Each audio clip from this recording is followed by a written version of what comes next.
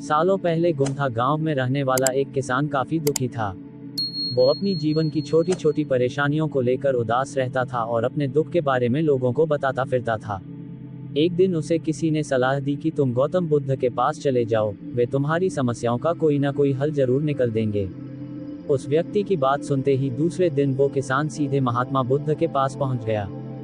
गौतम बुद्ध के पास पहुंचकर उन्हें प्रणाम करते हुए उसने बताया कि मैं एक किसान हूं और मैं खेती करके जीवन यापन करता हूं। मैं यहां अपनी समस्याओं का समाधान लेने के लिए आया हूं। दरअसल कई बार हमारी फसल अच्छी होती है तो कभी बिल्कुल भी नहीं होती।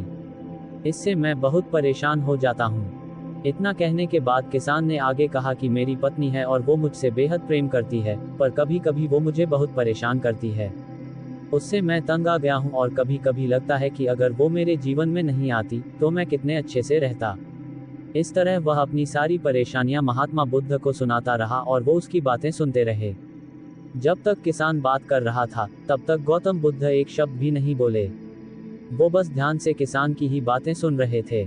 परेशानी बताते हुए किसान बोलता है कि मेरा एक बच्चा भी है। वो है तो काफी अच्छा, पर कई बार मुझे परेशान करता है और मेरा कहना नहीं मानता। उसके ऐसे व्यवहार से मुझे लगता है कि वो मेरा बच्चा नहीं है। ऐसा कहते हुए किसान अपनी सारी परेशानी को बताता गया। इस तरह किसान ने अपने जीवन का सब कुछ, जो उसे सताता था और दुखी करता था, वो गौतम बुद्ध को बता दिया। अब किसान के पास उन्हें बताने के लिए कुछ भी नहीं बचा और उसका मन काफी हल्का हो गया। महात्मा बुद्ध से सब कुछ कहने के बाद वो उनसे अपनी परेशानियों के समाधान की उम्मीद लगाए बैठ था। काफी देर तक गौतम बुद्ध के जवाब का इंतजार करने के बाद बेसब्र होकर किसान ने ऊंची आवाज में महात्मा बुद्ध से पूछा, क्या आप मेरी समस्याओं को लेकर कुछ नहीं कहेंगे? तब गौतम बुद्ध बोले, मैं तुम्हारी किसी तरह से भी मदद नहीं कर सकता। किसान ने महात्मा बुद्ध से ऐसे जवाब की उम्मीद नहीं की थी। वो उनका जवाब सुनकर हैरान हो गया। उसे अपने कानों पर भरोसा नहीं हो रहा था। उसने भगवान बुद्ध से पूछा कि ये आप क्या बोल रहे हैं? क्या आप मेरी समस्याओं का समाधान नहीं कर सकते?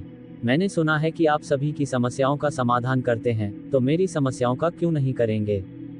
महात्मा बुद्ध इस बात पर किसान से कहते हैं कि आपके जीवन में जितनी कठिनाइयां हैं, उतनी हर किसी के जीवन में होती है और सबको अपनी छोटी समस्याएं भी बड़ी लगती हैं।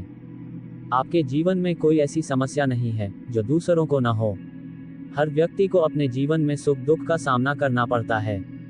हम चाहें जितनी भी कोशिश कर लें, लेकिन हमारे जीवन में सुख और दुख दोनों आएंगे ही आएंगे। कई बार हमारे अपने हमें बेगाने लगने लगते हैं, तो कई बारी बेगाने हमें अपने लगने लगते हैं। सभी का जीवन ऐसी समस्याओं से घिरा हुआ है जिसका कोई समाधान नहीं है। अगर किसी के जीवन से एक समस्या जाती है तो दूसरी समस्या आ जाती है। ऐसे में तुम एक समस्या का आज समाधान कर लोगे तो तुम्हें कल दूसरी समस्या का सामना करना पड़ेगा।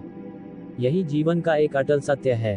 बुद्ध की बातें सुनकर किसान को गुस्सा आ जाता है और वो उन्हें बोलता है कि लोग आपको महात्मा कहते हैं।